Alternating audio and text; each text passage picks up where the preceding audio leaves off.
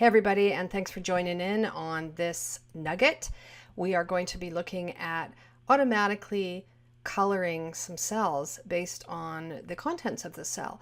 So we all know that we can select things and go up to our little paint can here and choose a color. But if you're doing those kinds of things for the purposes of having it stand out, why not automatically do it? So in this case, what we're going to be doing is we're going to be selecting all these reps, and then we're going to be saying, well, if it's Johnson, it's going to be orange, and if it's Knievel, it's going to be purple, and so on. So that if something in that cell changed, the color will automatically change as well. This is amazing.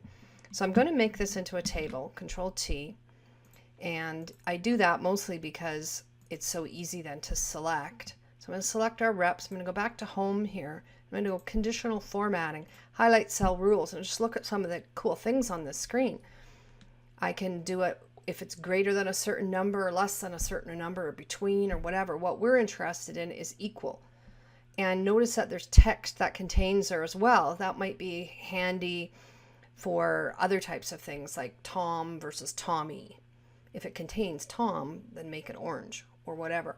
That can also maybe hurt you too, so you'll just have to depend on what you want to do. So I'm going to go equal to Johnson, gotta spell it right, and it highlights them already for me. Here I can go either with the default or I can go custom format, and I can choose what I want. So I think I said orange, and look at, you can put a border on it and change the font color. You might need to change the font color to make it stand out. For example, when I'm going to keep it selected here, look at that, it just did it. I'm going to go back into conditional formatting and I'm going to do the same thing. This time I want it equal to Knievel, and I want purple. Now when I do purple this time, I don't know how good that's going to look with the current font color black. I don't think that's going to be that great. So I'm going to go back into custom format, keep my purple, and I'm going to go into font, and I'm going to say color is white. So that might look a little better. White on purple. Scroll down. Yep, there's a few of them. So it just goes in and picks them all out. Fantastic. So you would have to go in and do that for every single one of them. I'm not going to do them all, but here's what's nice about it. If something changes, this third one here, let's say it's Johnson. I'm just going to go J for Johnson because it's got the autocomplete on it. Wow, it just does it.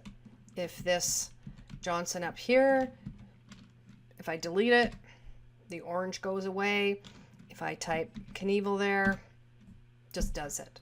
So think about a schedule or something. You've got this big schedule and you've assigned colors to all of the people. So I know going in, my color is red. So I look, well, there's red, there's red, there's red. I can see myself right away. So schedules, things like this, you can even sort by color. So you can filter by color as well. You can sort by color. So maybe you want not necessarily alphabetical, you want all the orange first and that kind of thing. Man, there's just so much that you can do with this. A couple more things, because it's a table. If I go here and I type Johnson, bam. So it just, because it's in a table, it copied that formatting down with the brand new one. So a couple more things. I'm going to show you how to find conditional formatting if you're opening up a spreadsheet and you're like, wow, why are all these colors here? What's conditional formatting and what has been selected, and with the little paint can here like I did over here on the delivered. You can go to home, your home tab, and then over here where it says find and select, we can go conditional formatting. So what it does for us is on our sheet, it highlights or selects the cells that have conditional formatting. So it says all of these cells. Let's scroll down here a bit. There we go. These are all the cells. And it's just like me clicking and dragging them, but none of these other cells are selected. So I know that if I want to get rid of the color, say on the status column, I would select the status column and I would go over to the paint can and I would say no fill. Don't pick white, pick no fill. And there it's kind of back to normal now. If I did that on the rep column, went no fill, it's actually already on no fill. It's not going to do anything because of the conditional formatting. So to get rid of the conditional formatting, you find it however way you do it, whether it's from that find and select or you just select manually, conditional formatting, and then where it says clear rules, you've got clear rules from selected cells, or you could just do it to the whole thing if you want. If you want to make any changes to any of those, like maybe you'd like to change the color of the text on Johnson's, you go manage rules. Don't just do another one, because it'll just do that. It'll just do another one. So you can pick it here. There's Johnson. I'm going to edit the rule. And I'm just going to go back down here. The screen looks a little bit different, but oh, maybe I spelled his name wrong. There's an E at the end or whatever. This is how you edit it. You go back into format, and then here's the font color. I'm going to make that one white as well. Okay.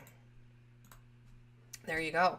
So you've learned how to apply it, select, conditional formatting, do whatever you need to do. There's tons and tons of things on here. We go a lot further into conditional formatting in our Excel Beyond the Basics class and our Excel Essentials class. That's how you can apply it.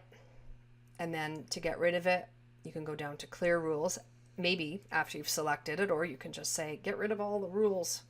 If I was opening up a spreadsheet that I wasn't sure why some of the colors were there, and I knew it was conditional formatting, I might be tempted to go manage rules.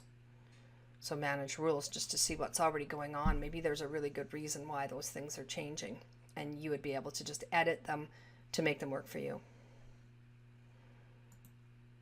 So I hope you enjoyed this nugget and you get a chance to try it out right away. See you next time. Thanks for watching.